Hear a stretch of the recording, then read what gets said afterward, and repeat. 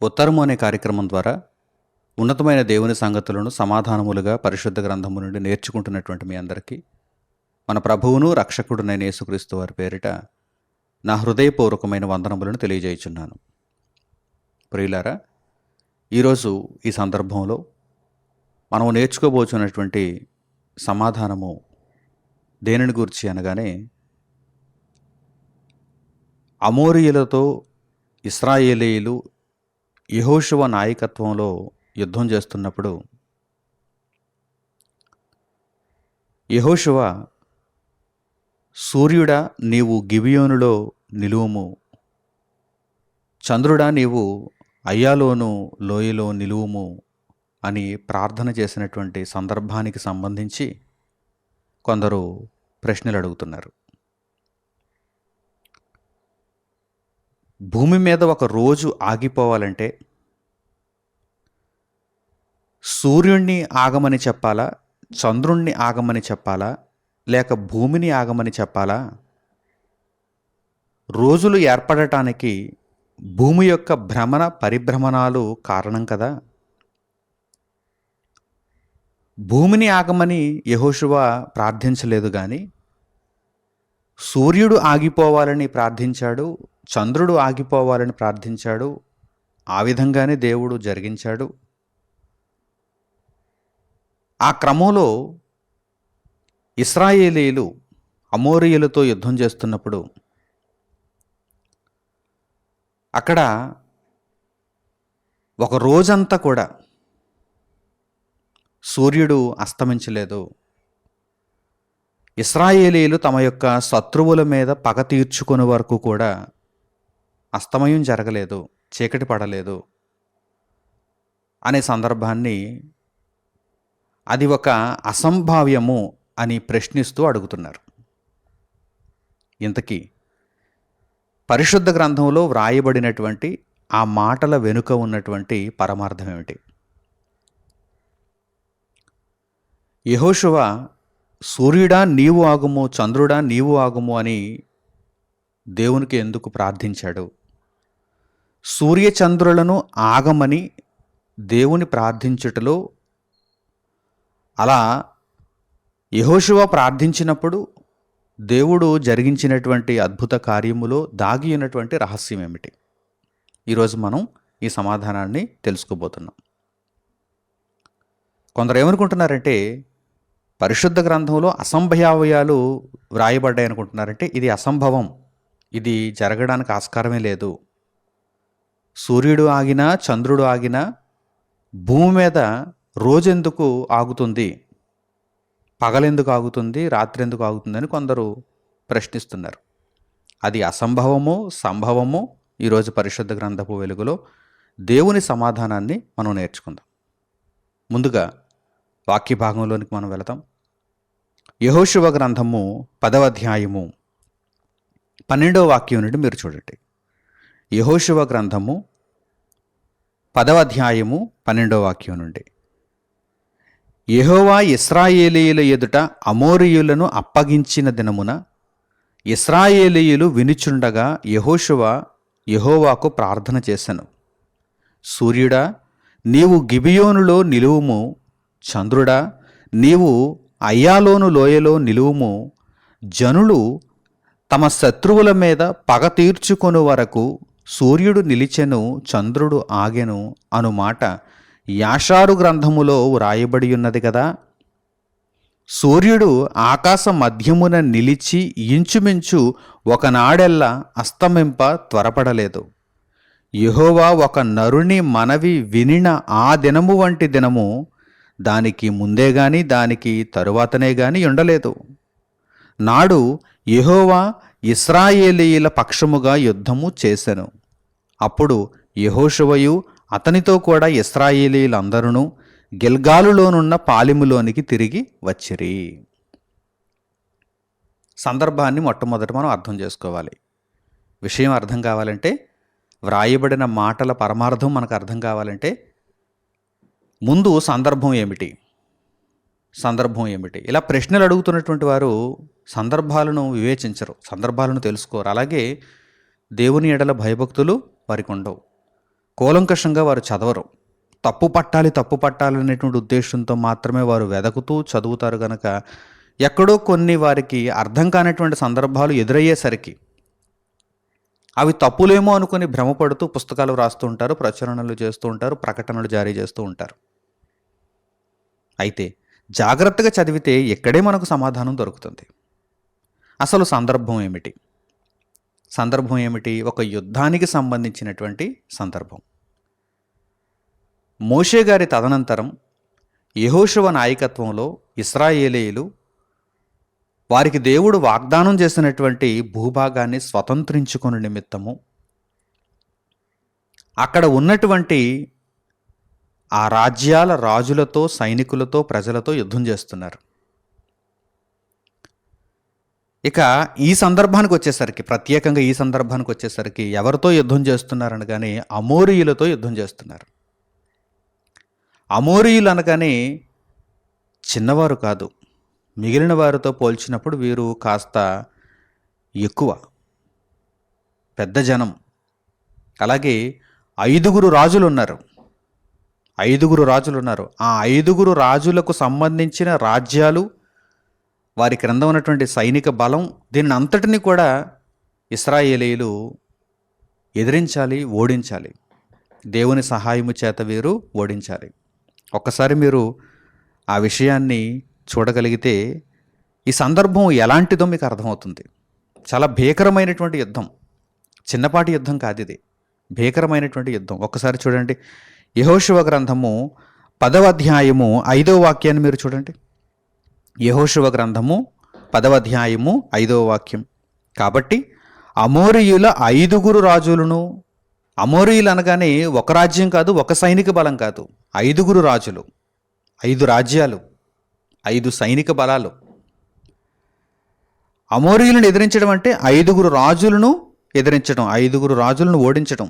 చూడండి, కాబట్టి అమోరీయుల 5 రాజులను అనగా యెరూషలేము రాజును, హెబ్రోను రాజును, యర్మూతు రాజును, లాకీషు రాజును, ఎగ్లోను రాజును కూడుకొని తామును తమ సేనలన్నీ బయలుదేరి గిబియోను ముందర దిగి గిబియోనీయులతో యుద్ధము చేసిరి. గిబియోనీయులు ఇశ్రాయేలీయుల పక్షంగా ఉన్నారు కనుక ముందుగా వారు గిబియోనీయులతో యుద్ధం చేస్తున్నారు. ఇప్పుడు యుద్ధం ఎంత తీవ్ర రూపం దాలుస్తుందో చూడండి. 5 రాజ్యాలు, 5 రాజులు, అమోరీయులు అనగానే ఈ అమోరీయులతో యుద్ధం చేస్తున్నారు. ఇశ్రాయేలీయులు, గిబియోనీయులు కూడా ఇశ్రాయేలీయులతో కలిసే ఉన్నారు. ఇటువంటి సంక్లిష్టమైనటువంటి సందర్భంలో సహాయం కొరకు యెహోషువ దేవుణ్ణి వేడుకుంటున్నాడు. అది సందర్భం. ఏమని వేడుకుంటున్నాడు? దేవా, సూర్యుణ్ణి అస్తమింప చేయకు, చంద్రుడు త్వరపడేలా చేయకు. మేము ఈ యుద్ధంలో ఈరోజు పగ తీర్చుకోవాలి, పూర్తిగా వీరినందరినీ ఓడించేయాలి. ఈ 5 రాజుల క్రింద ఉన్నటువంటి రాజ్యాలు, సైనిక బలం, దీనిని అంతటిని కూడా మేము తుడుపెట్టేయాలి. కనుక నీవు ఈ సహాయాన్ని మాకు అనుగ్రహించు అని దేవుణ్ణి వేడుకుంటున్నాడు యెహోషువ. అంతకు మునిపే వడగండ్లతో కూడా దేవుడు శత్రు సైన్యాన్ని మట్టుబెట్టాడు, చాలా వరకు శత్రు సైన్యాన్ని మట్టుబెట్టాడు. ఇక ఇశ్రాయేలీయులు యుద్ధంలో ఉన్నారు. ఇశ్రాయేలీయులు యుద్ధాన్ని ముగించాలంటే కనుక వారికి కాలము యొక్క పొడిగింపు అవసరం, పగటి కాలము యొక్క పొడిగింపు అవసరం. అందునిమిత్తము ఆ అవసరతలో యెహోషువ దేవునికి ప్రార్థన చేస్తున్నాడు. ఏమని ప్రార్థన చేస్తున్నాడు? దేవునికి ఏమని ప్రార్థన చేస్తున్నాడు? సూర్యుడా, నీవు గిబియోనులో నిలువుము. గిబియోనులో యుద్ధం జరుగుతుంది, గిబియోనులో నిలిచిపోవాలి. చంద్రుడా, నీవు అయ్యాలోను లోయలో నిలువుము, నీవు అక్కడ ఉండిపోవాలి, త్వరపడకూడదు. జనులు తమ శత్రువుల మీద పగ తీర్చుకునే వరకు సూర్యుడు నిలిచెను, చంద్రుడు ఆగెను. సూర్యుడు నిలిచెను, చంద్రుడు ఆగెను. అలాగే 13వ వాక్యం నుండి కూడా చూడండి. సూర్యుడు ఆకాశ మధ్యమున నిలిచి ఇంచుమించు ఒక నాడెల్లా అస్తమింప త్వరపడలేదు. సూర్యుడు నిలిచిపోయాడు, ఆకాశ మధ్యమున నిలిచిపోయాడు, ఒక నాడెల్లా, ఒక దినమంతా కూడా అస్తమించడానికి త్వరపడలేదు అనేటువంటి విషయం మనకు అక్కడ కనిపిస్తుంది. ఇలా జరిగినందుకు ఇశ్రాయేలీయులకు అది ప్లస్ అయింది. ఇశ్రాయేలీయులు అమోరీయులతో యుద్ధం చేశారు. అమోరీయులను పూర్తిగా వారు ఓడించారు. చూడండి, అక్కడ వ్రాయబడింది చూడండి. యెహోవా ఒక నరుని మనవి వినిన ఆ దినము వంటి దినము దానికి ముందే గాని దానికి తరువాతనే గాని ఉండలేదు. నాడు యెహోవా ఇశ్రాయేలీయుల పక్షముగా యుద్ధము చేశాను. అప్పుడు యెహోషువయు అతనితో కూడా ఇశ్రాయేలీయులందరూ గిల్గాలులోనున్న పాలెములోనికి తిరిగి వచ్చారు, ఓడించి తిరిగి వచ్చారు. ఈ సందర్భాన్ని చక్కగా మనము అర్థం చేసుకోవాలి. అయితే సందర్భం అంతా మాకు తెలిసింది, బాగానే ఉంది.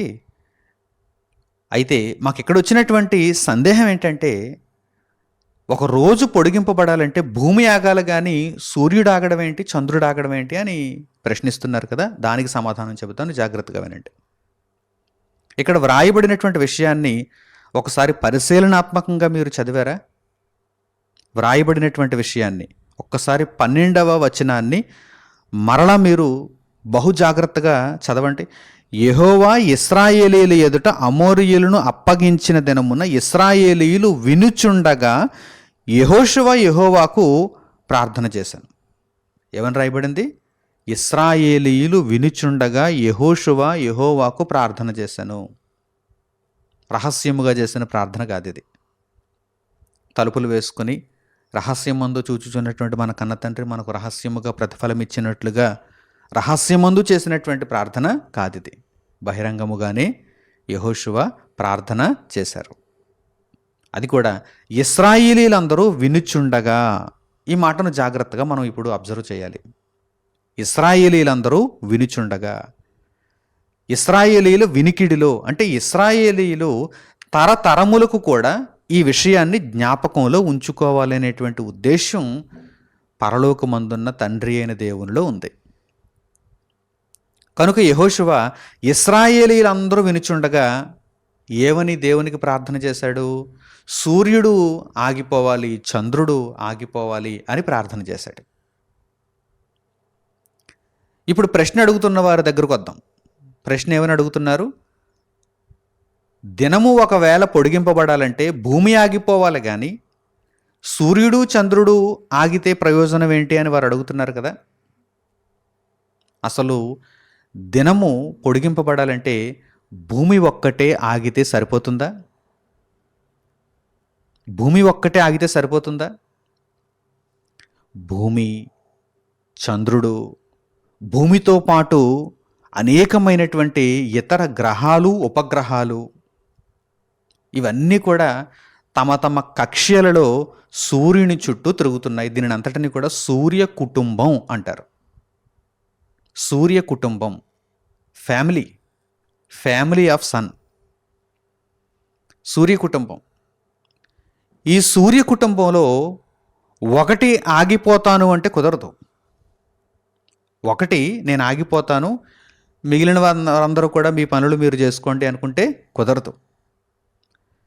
ఒకటి ఆగిపోతే దానికి తదనుగుణంగా మిగిలినవి కూడా ఆగాలి. అలాగే ఈ సూర్య కుటుంబం ఒక్కటే విశ్వంలో లేదు. ఇంకా అనేకమైనటువంటి నక్షత్రాలు ఉన్నాయి. నక్షత్ర రాసులు అంటాం మనం. ఆ నక్షత్రాలకు మరల ఎన్ని కుటుంబాలు ఉన్నాయి? విశ్వంలో ఇంకా ఎన్ని గ్రహ శకలాలు ఉన్నాయి? ఆస్ట్రాయిడ్స్. విశ్వం మొత్తంగా చూస్తే అదంతా ఒక కుటుంబం.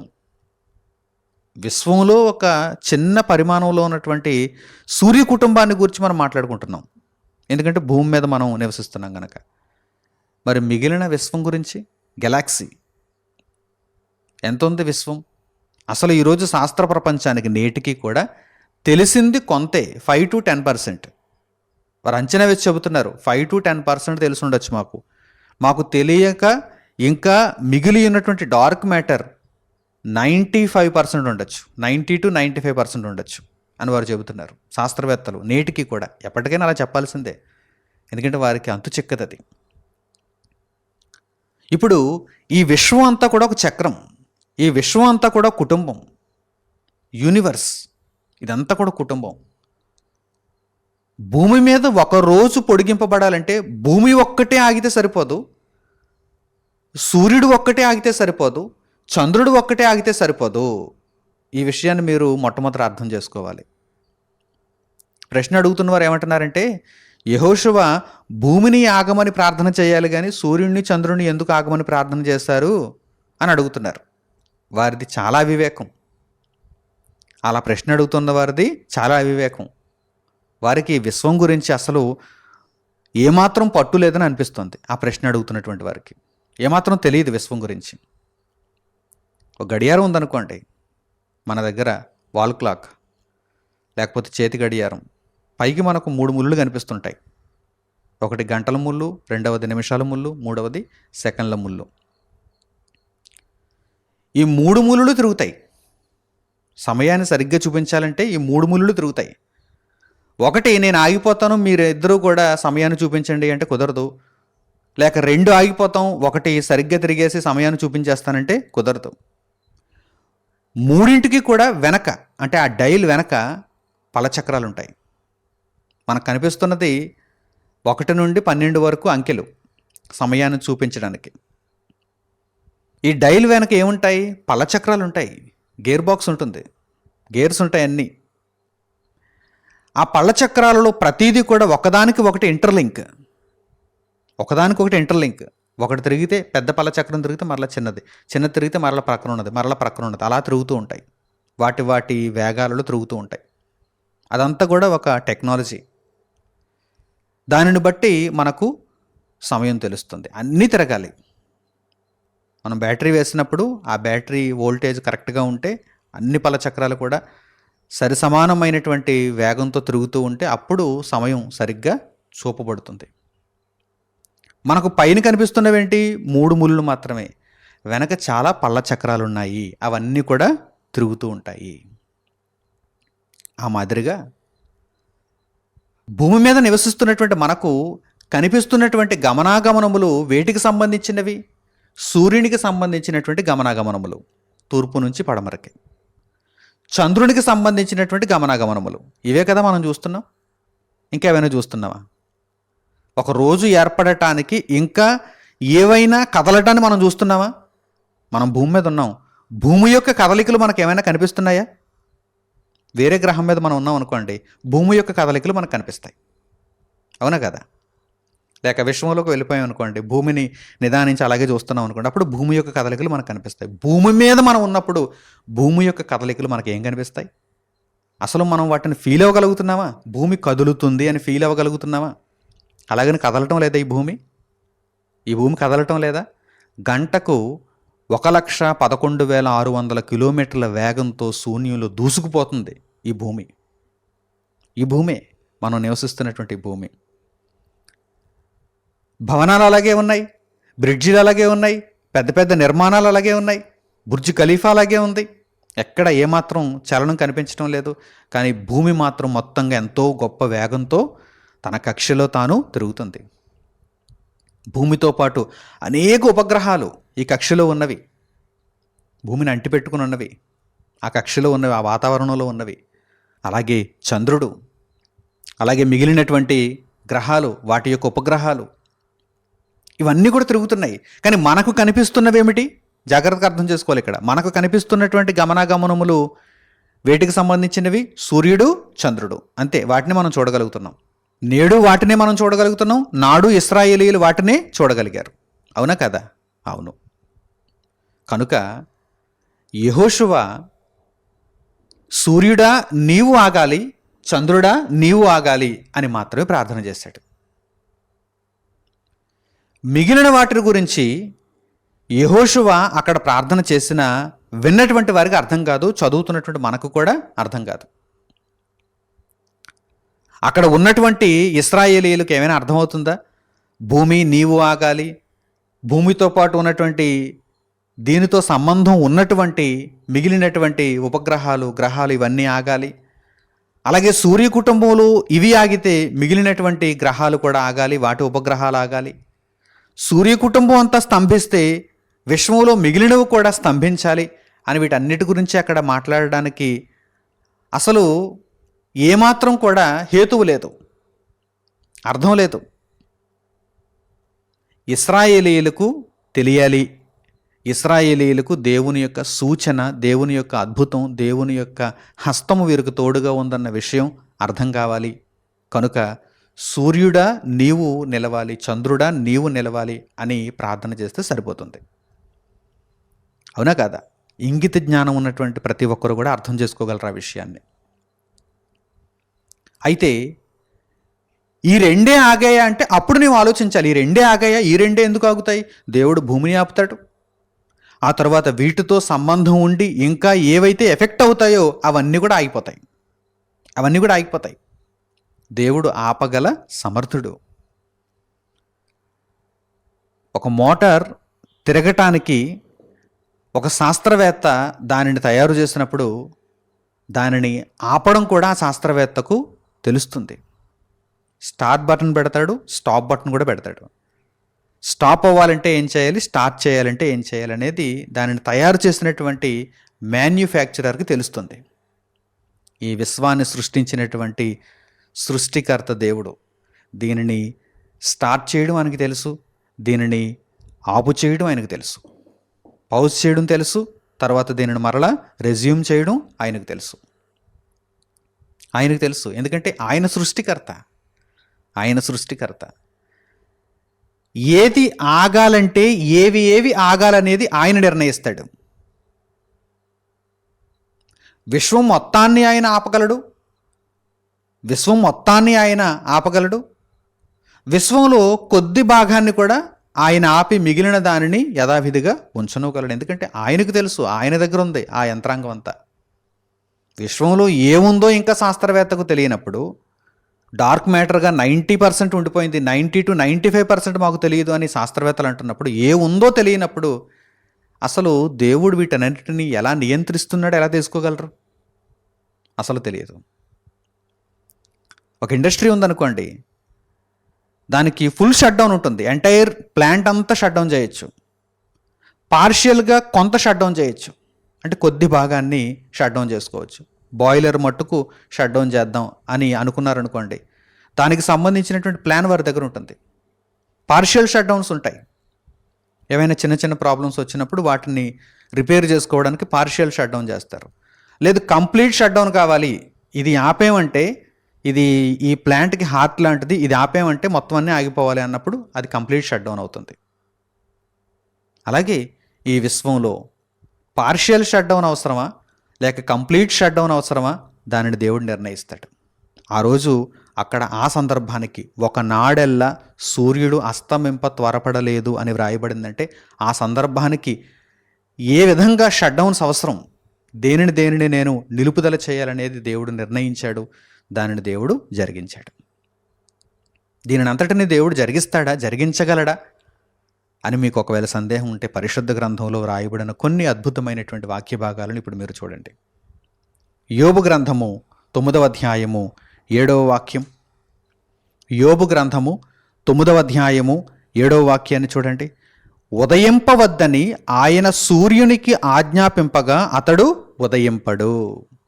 ఆయన సూర్యునికి ఆజ్ఞ ఇచ్చాడంటే దానికి అనుసంధానంగా ఆయన ఏవేవి ఆపాలో ఆయనకు తెలుసు, వాటిని అన్నిటిని కూడా ఆపేస్తాడు. ఉదయింపవద్దని ఆయన సూర్యునికి ఆజ్ఞాపింపగా అతడు ఉదయింపడు, ఆయన నక్షత్రములను మరుగుపరచును.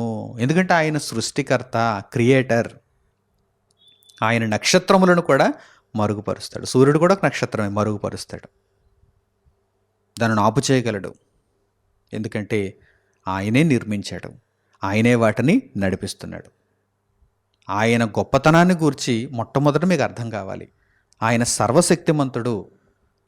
ఆయన ఈ సృష్టిలో దేనినైనా నడుప శక్తి గలవాడు, ఆపశక్తి గలవాడు అనేటువంటి విషయం మొట్టమొదట ప్రతి ఒక్కరికి అర్థం కావాలి. అలాగే హబక్కూకు గ్రంథము 3వ అధ్యాయము 11వ వాక్యాన్ని కూడా మీరు చూడండి. హబక్కూకు గ్రంథంలో ఈ విషయాన్ని గూర్చి దేవుడు వ్రాయించినటువంటి సంగతిని ఇప్పుడు మీకు పరిచయం చేస్తాను. హబక్కూకు గ్రంథము 3వ అధ్యాయము 11వ వాక్యం. నీ ఈటెలు తలతలలాడగా సంచరించు నీ బాణముల కాంతికి భయపడి సూర్యచంద్రులు తమ నివాసములలో ఆగిపోవుదురు. దేవుని యొక్క సూచనలకు, ఆ వార్నింగ్స్కి, ఆ సిగ్నల్స్కి ఆయన పంపించినటువంటి ఆ సైన్స్కి, ఆ చిహ్నములకు సూర్యచంద్రులు ఏమైపోతున్నారు చూడండి. నీ ఈటెలు తలతలలాడగా సంచరించు నీ బాణముల కాంతికి భయపడి సూర్యచంద్రులు తమ నివాసములలో ఆగిపోవుదురు. సూర్యచంద్రులు తమ నివాసములలో ఆగిపోవుదురు. They will be stopped, shut down. చూసారా? ఈ సందర్భం ఎక్కడ జరిగింది? యెహోషువ దగ్గర జరిగింది. ఇశ్రాయేలీయులు అమోరీయులతో యుద్ధం చేస్తున్నటువంటి ఆ భీకర పోరాట సమయంలో జరిగింది. అక్కడ అవసరత ఏర్పడింది. యెహోషువ దేవునికి ప్రార్థన చేశాడు. దేవుడు ఆ నరుని మాట విని విశ్వంలోని ఒక గొప్ప పెను మార్పును ఆయన సంభవింపచేశాడు. సూర్యుణ్ణి ఆపేశాడు ఆయన, చంద్రుణ్ణి ఆపేశాడు ఆయన. దానికి తదననుగుణంగా భూమి తిరిగేస్తుంది అనుకోకండి. దానికి తదననుగుణంగా ఏవేవి జరగాలో వాటి అన్నింటినీ కూడా ఆయన నిలుపుదల చేశాడు. ఒక రోజంతా పొడిగింపబడింది. ఒక రోజంతా కూడా సూర్యుడు అస్తమించలేదు. కనుక ఈ విషయాన్ని ఇంత చక్కగా పరిశుద్ధ గ్రంథపు వెలుగులో మనం అర్థం చేసుకోవాలి. దేవుని ఎడల భయభక్తులు లేనివారు, దేవుని గ్రంథాన్ని పరిశోధనాత్మకంగా చదవని వారు ఎంత సులువుగా పొరబడుతున్నారు చూడండి. ఎంత తేలికైనటువంటి చులకని ప్రశ్నలను వారు అడుగుతున్నారు చూడండి. మరల పైగా బైబిల్లో అసంభావ్యాలు ఉన్నాయని నోరు పారేసుకుంటున్నారు. కనుక అటు వారందరికీ కూడా దేవుని వాక్యంతో బుద్ధి చెప్పి ఆ వక్రజనాన్ని సరైన మార్గంలోనికి తీసుకుని రావడానికి మనం ప్రయత్నం చేయాలి. ఈ విధంగా దేవుడు సర్వశక్తిమంతుడు. ఆయన సృష్టిలో దేనినైనా సరే జరిపించ సమర్థుడు, ఆపగల సమర్థుడు అనేటువంటి విషయాన్ని ప్రపంచానికి తెలిసేలా మనం ప్రకటించాలి.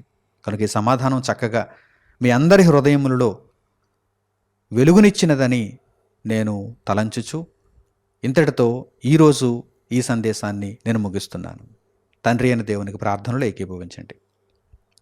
మహోన్నతుడును మహాపరిశుద్ధుడు నేను మా కన్న తండ్రి, మానవాళికి వచ్చినటువంటి ప్రశ్నలకు అద్భుతమైనటువంటి రీతిలో మీ సమాధానములను అనుగ్రహించుచున్నందుకు మా హృదయపూర్వకమైన కృతజ్ఞతాస్తుతులను మీకు తెలియజేస్తున్నాము. దేవా, మనిషి యొక్క జీవితంలో అంధకారము అలుముకున్నప్పుడు మీ కుమారుడైన యేసుక్రీస్తు ప్రభువును లోకమునకు పంపించి జ్ఞానపు వెలుగును ఉదయింపజేశారు. మనిషి తన ఆత్మను రక్షించుకోవటానికి మీ గ్రంథాన్ని చదివి దానిని అర్థం చేసుకొని పాపపు బ్రతుకులో నుండి నీతి మార్గంలోనికి రాగలుగుటకు వెంటనే ప్రయత్నించి మీ సహాయము చేత మీ రాజ్యంలో చేర్చబడుటకు తండ్రి యేసుక్రీస్తునందు జన్మించటానికి మీ కృపను అనుగ్రహించారు. ఇటు నిర్ణయములు తీసుకుని ఎందరైతే తిరిగి బ్రతుకుతున్నారో వారందరూ ధన్యులు. వారందరిలో మీ జ్ఞానము ప్రతిఫలిస్తుంది. వారందరి ద్వారా చుట్టూ ఉన్నటువంటి సమాజానికి మీ జ్ఞానము వెలుగును ప్రకాశింపజేస్తుంది. అందులో భాగంగా ఈరోజు ఇశ్రాయేలీయులు అమోరీయులతో యుద్ధం చేసినప్పుడు యెహోషువ మిమ్మును ప్రార్థించి ఆ రోజు వారు యుద్ధంలో తమ శత్రువుల మీద పగ తీర్చుకొనుటకు మీ సహాయమును ఏ విధముగా పొందారో, వారి నిమిత్తము సూర్యుడిని ఆపడానికి, చంద్రుణ్ణి ఆపడానికి తదనుగుణంగా వాటిపై ఆధారపడి ఉన్నటువంటి మిగిలిన వాటినన్నిటినీ ఆపి భూమి మీద ఇశ్రాయేలీయులు తరతరములకు ఈ విషయాన్ని తెలుసుకుని నిమిత్తము వారి కన్నుల ఎదుట సూర్యుడు ఆగినట్టుగా, చంద్రుడు ఆగినట్టుగా మీరు చూపించి ఆ అద్భుతమును, ఆ మహత్కార్యమును ఇశ్రాయేలీయులు తమ కన్నులార చూచిన వారై మీ యందు ఆనందించి ఆ రోజు యుద్ధంలో గెలుపొందినటువంటి ఉదంతాన్ని మాకు నేర్పించినందుకు మా హృదయపూర్వకమైన కృతజ్ఞతాస్తుతులను మీకు తెలియజేస్తూ, సర్వశక్తిమంతుడైన మీ ఎడల భయభక్తులను కలిగి ఉండి మీ కుమారుడైన యేసుక్రీస్తు ప్రభువు నామమందు విశ్వాసం ఉంచి ఆయన కొరకు బ్రతుకుటలో మమ్మను ముందుకు నడిపించమని మిమ్మల్ని కోరుకుంటూ మా ప్రార్థన మనవులను మా ప్రభువును మా రక్షకుడునైన యేసుక్రీస్తు వారి పేరిట మిమ్మల్ని వేడుకొనుచున్నాము తండ్రి. ఆమేన్. అందరికీ వందనములు. సెలవు.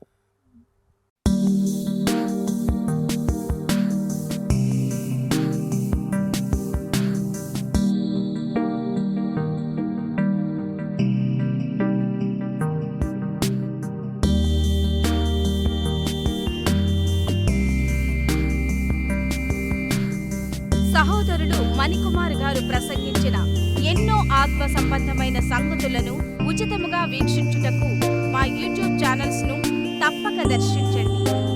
మా సమాచారమును ఎప్పటికప్పుడు తెలుసుకుని ఆత్మీయాభివృద్ధి నొందవలనంటే మా యూట్యూబ్ ఛానల్స్ ను సబ్స్క్రైబ్ చేసుకోండి.